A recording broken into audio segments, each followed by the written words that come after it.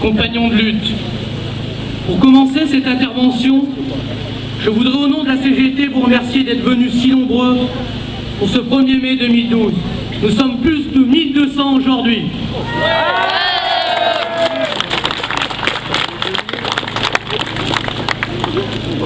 Même si le lien historique s'est peu à peu distendu dans la mémoire des jeunes générations, le 1er mai reste dans le cœur des travailleurs une date anniversaire importante qui engage chacun d'entre nous dans une réflexion générale sur nos conditions de travail, sur nos salaires et plus généralement dans quelle société nous voulons vivre demain.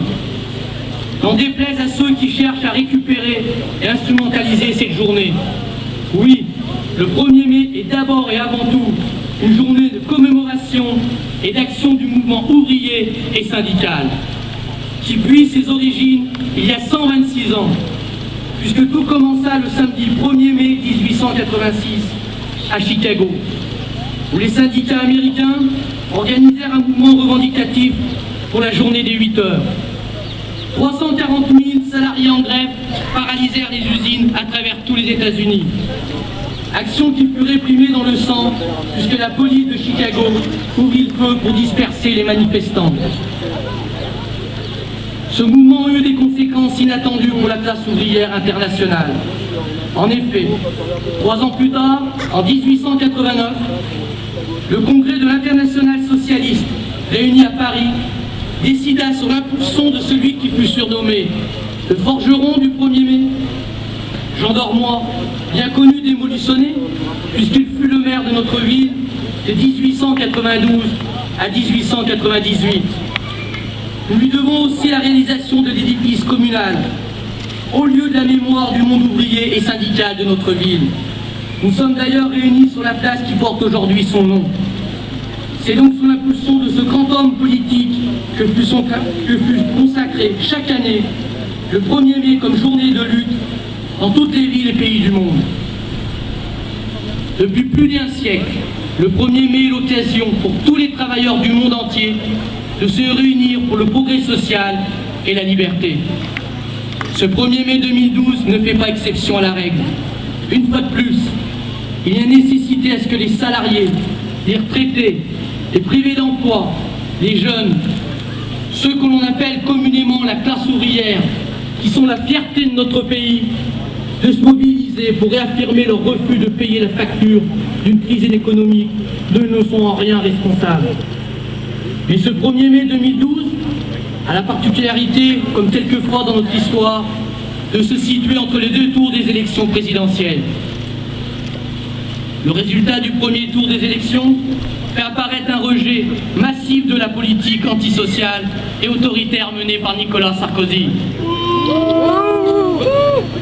Et un niveau très haut du Front National.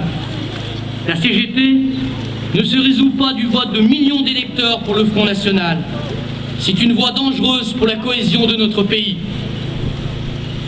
La CGT continuera son combat contre les idées d'exclusion, du rejet de l'autre, en portant haut les valeurs telles que le travailler et le vivre ensemble.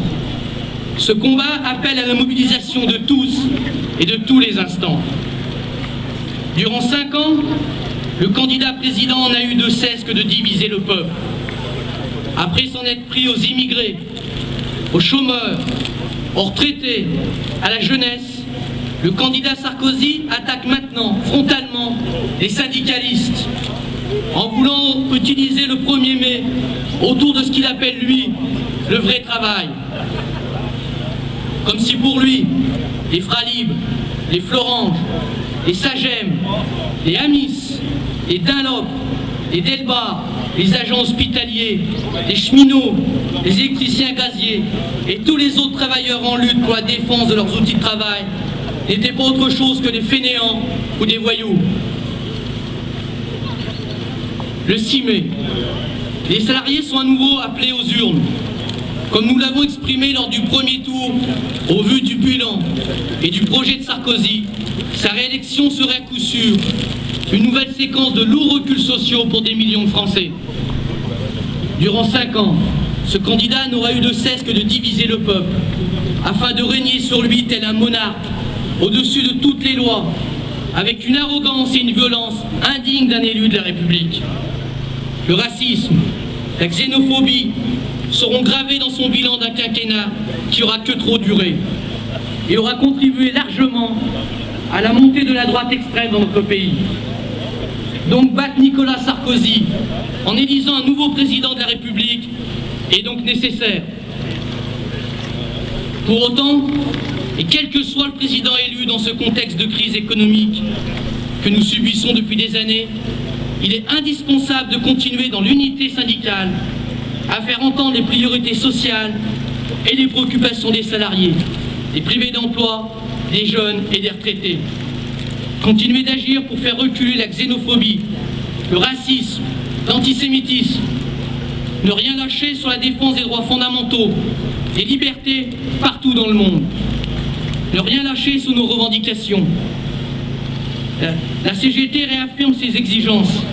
Revaloriser les salaires avec un SMIC à 1 700 €, augmenter les pensions, les minima sociaux, contrôler les aides publiques aux entreprises, contraindre les entreprises à des alternatives au licenciement, supprimer les exonérations fiscales et sociales sur les heures supplémentaires, stopper les suppressions d'emplois, rétablir la retraite à 60 ans, réformer la fiscalité en profondeur, développer des politiques publiques avec les moyens des services publics, taxer les mouvements spéculatifs des capitaux et éradiquer les paradis fiscaux. Tout cela est possible. Cela suppose des choix différents que ceux qui sont aujourd'hui annoncés.